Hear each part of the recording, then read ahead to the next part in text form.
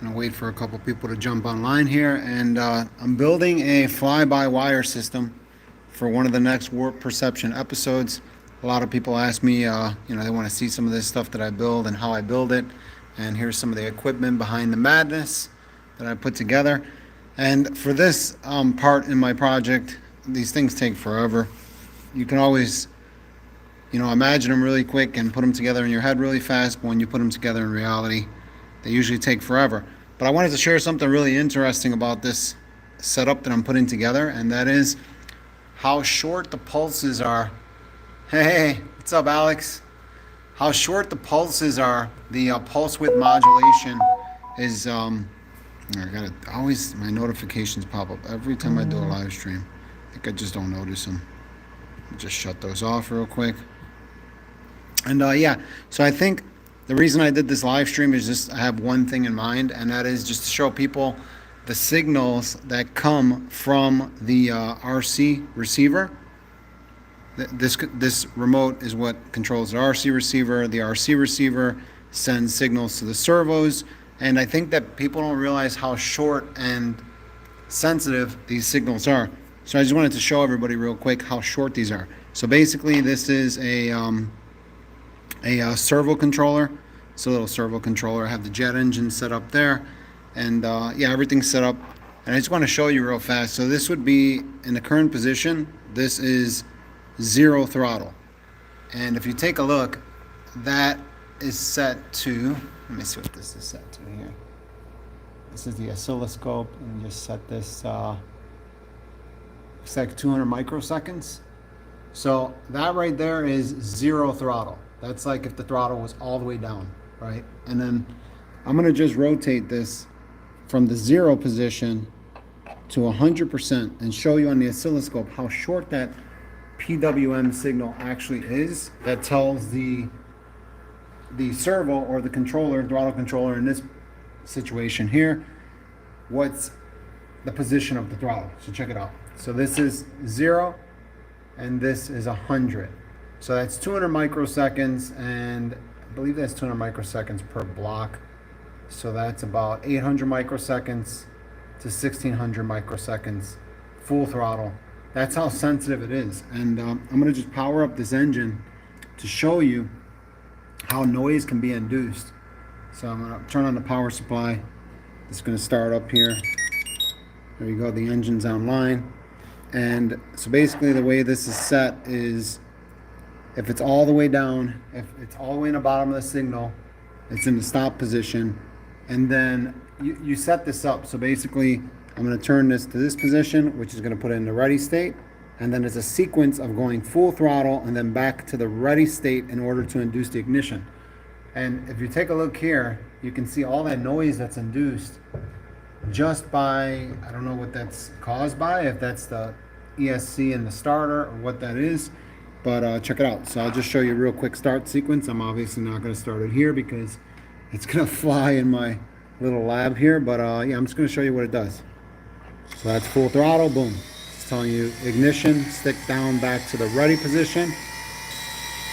Right there, ignition. And look at all this noise that's induced in the signal just from the ignition. And there it is, it's actually starting up. And this is why it's important to have this set up. So before it revs up, I'm gonna turn that down, boom. It's gonna cut it, and all the noise is gone. But that's how short that signal is. I'm thinking back in the day, like probably in the 70s or 80s. I'm not really sure. I wasn't into RC. Late workshop nights. Yeah, pretty much, man.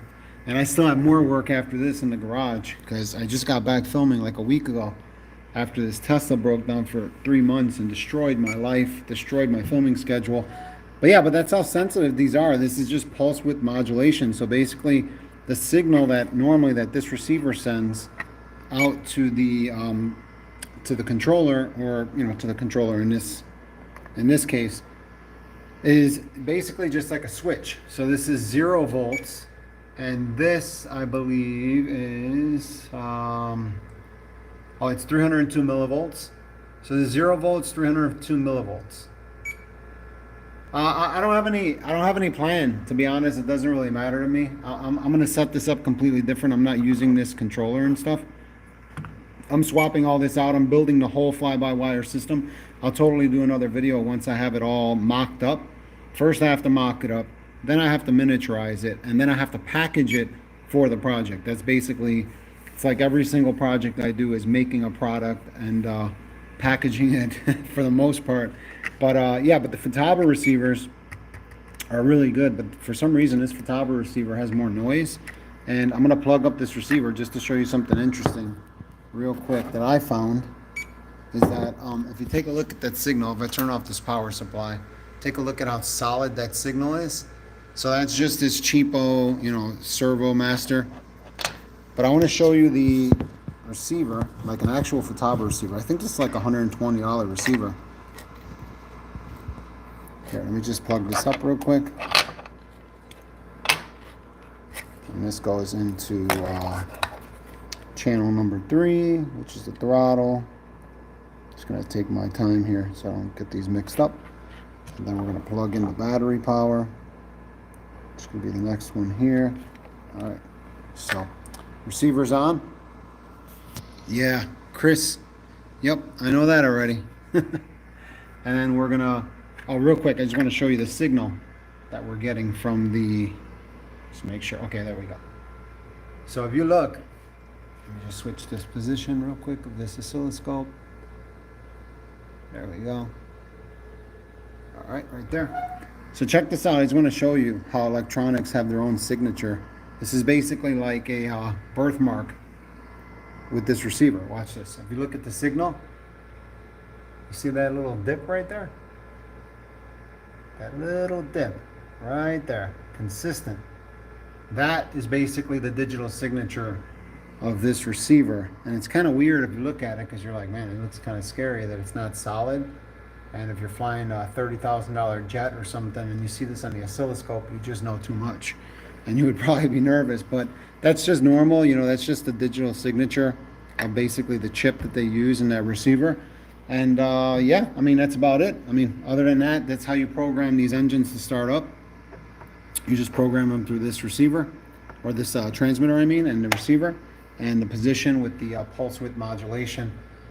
And yeah, so great to get insists. I don't know what that means, but cool. Well, I was just sharing this with you guys. I'm going to delete this live stream. People are asking for stuff like this, so figured I might as well do it. I found that really interesting how short those signals were.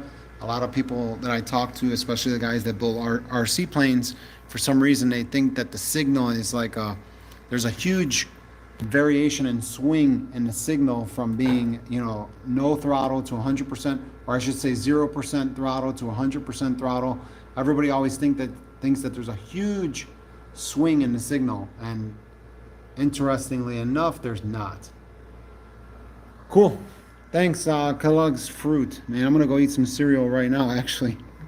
But yeah, I think everybody's going to like the next episode I have coming up. You're welcome, Alex. I think everybody's going to love the next episodes I have coming up. I got a ton here. I got this episode going on. I got some other stuff going on over there. I have like 5 projects going on back to back right now to catch up on the 3 months that I lost with that Tesla. But the car's running again. Wasn't easy. Yeah, Tesla. I'm putting up a couple videos on this channel really soon. I've been working with Tesla. Tesla's been really nice to me, actually, and they made some changes in their right to repair. I don't want to take full credit for it, but you have to watch out for the video. They made a lot of changes, and you know, I'm still kind of working with them, but I think they're on the right track. They've given a lot of right to repair to individual owners of these cars. And I would like to say it's off of this last project I had, because I was working with Tesla on my project for Tesla, and it was just like a weird situation. But I'll definitely go into it in the video that I'm going to put on this channel. But the car's running.